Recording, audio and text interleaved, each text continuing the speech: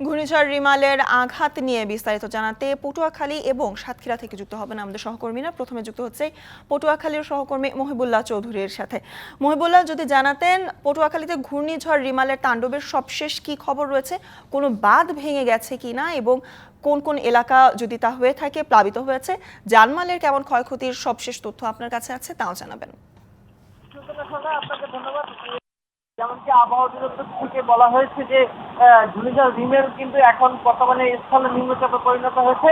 তো সেই সূত্র থেকে বলতে হয় যে এখন স্থল নিম্নচাপের প্রভাবে উপকূলীয় জেলা পটুয়াখালীতে ঝড়ো বৃষ্টি এবং বাতাস বইছে, সাথে সাথে কিন্তু সমুদ্র উত্তাল রয়েছে। আপনি জানতে চেয়েছেন যে সর্বশেষ পরিস্থিতি আমরা যদি বলি যে ঘূর্ণিঝড় রিমেলের প্রভাবে ইতিমধ্যেই গাছ চাপা পড়ে পটুয়াখালীর টুঙ্গিতে এক বৃদ্ধ 70 বৃদ্ধ কিন্তু মারা গিয়েছে। এছাড়া পটুয়াখালী জেলার কলাপাড়া এবং রাঙাবালি সহ গলাচিপার বেশ কয়েকটি এলাকার যে ঝুঁকিপূর্ণ বেড়িবাঁধ ছিল, সেই ঝুঁকিপূর্ণ বেড়িবাঁধ ভেঙে বর্তমানে কিন্তু অনেক গ্রামে পানি প্রবেশ করেছিল। যেহেতু সমুদ্রে এখন ভরা জোয়ার চলছে, সেক্ষেত্রে নদীতে কিন্তু জোয়ার নেই, নদীতে ভাটা চলছে। এখন বর্তমানে লোকালয়ে পানি কিন্তু প্রবেশ করেনি, লোকালয়ে পানি প্রবেশ করতে আরো কিছু সময় প্রয়োজন হবে বলে এখানে যখন সমুদ্রে যখন ভাটা শুরু হবে, নদীতে যখন জোয়ার শুরু হবে, তখন কিন্তু ওই সকল এলাকায় বেড়িবাঁধ ভাঙা বেড়িবাঁধ দিয়ে পানি প্রবেশ করে তখন তারা আবারও পুনরায় কিন্তু পানিবন্দী অবস্থায় আজকের দিন কিন্তু অতিবাহিত করবে, যত সময় পর্যন্ত এই বেড়িবাঁধ পুনর্ভাবে মেরামত না করা হবে। আরেকটি বিষয় জানিয়ে রাখতে হয় যে এখন পর্যন্ত কত মানুষ যে আহত বা নিহত হয়েছে সেটি সঠিক কিন্তু কোনো পরিসংখ্যান জেলা ত্রাণ ও দুর্যোগের যিনি কর্মকর্তা রয়েছে, এছাড়া যে কন্ট্রোল সেখান থেকে কিন্তু আমরা পাইনি। তারা বলছে যে কাজ চলমান রয়েছে এবং কি ধরনের কত কিলোমিটার বেড়িবাঁধ ক্ষতিগ্রস্ত হচ্ছে সেটিও কিন্তু সঠিক পরিসংখ্যান পাওয়া যায়নি। এখন বর্তমানে সমুদ্র কিন্তু উত্তাল রয়েছে এবং বাতাস এবং বৃষ্টি উভয় কিন্তু চলমান রয়েছে। পটুয়াখালীর এই চিত্রই কিন্তু সর্বত্র বিরাজ করছে। এখন বর্তমানে আমরা কথা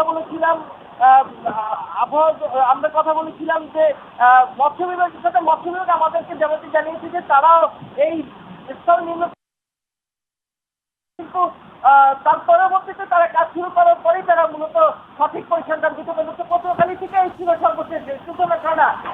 আমরা সহকর্মী মহিবুল্লাহ চৌধুরীর কাছে কুয়াকাটার খবর জানছিলাম। এবার যেতে চাই সাতক্ষীরার সহকর্মী বেলাল হোসেনের কাছে। বেলাল, আমরা পটুয়াখালীর খবর শুনছিলাম যে একজন মারা গেছেন, তার পাশাপাশি কিন্তু বিভিন্ন বাঁধও ভেঙে গেছে। সাতক্ষীরার কি অবস্থা তা জানাবেন। তার পাশাপাশি একজন মারা গেছে এমন খবর কিন্তু আমরা সাতক্ষীরাতেও পেয়েছি।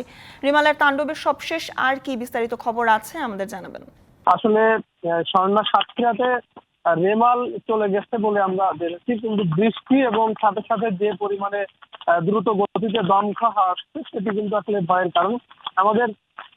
আমরা এখন যেখানে দাঁড়িয়ে আছি সেখানে কিন্তু মাঝে মাঝে এত জোরে দমকা হাওয়া দিচ্ছে, সেটি কিন্তু আসলে এই এখনো মানুষকে বড় ধরনের ক্ষতিগ্রস্ত করতে পারে বলে আমরা যা মনে করছি। কারণ এখন কিন্তু নদীতে জোয়ার শুরু হয়েছে। এই জোয়ারের সাথে সাথে যদি দমকা হাওয়ার তীব্রতা এত বেশি থাকে তাহলে কিন্তু দুর্বল বেড়িবাঁধগুলো ভেঙে যাওয়ার সম্ভাবনা রয়েছে। আপনি জানেন, আশ্রয় কেন্দ্রের যে মানুষগুলো ছিল সেগুলো কিন্তু সকাল হওয়ার সাথে সাথে তারা সবাই কিন্তু নিজ নিজ বাসস্থানে ফিরে গেছে।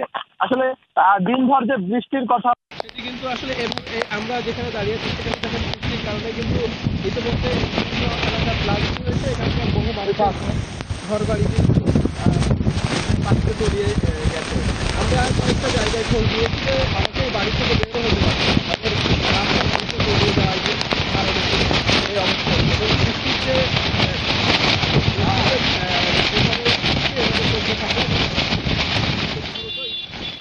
সহকর্মীরা আমাদের জানাচ্ছিলেন রিমালের বর্তমান তাণ্ডবের শেষ খবর।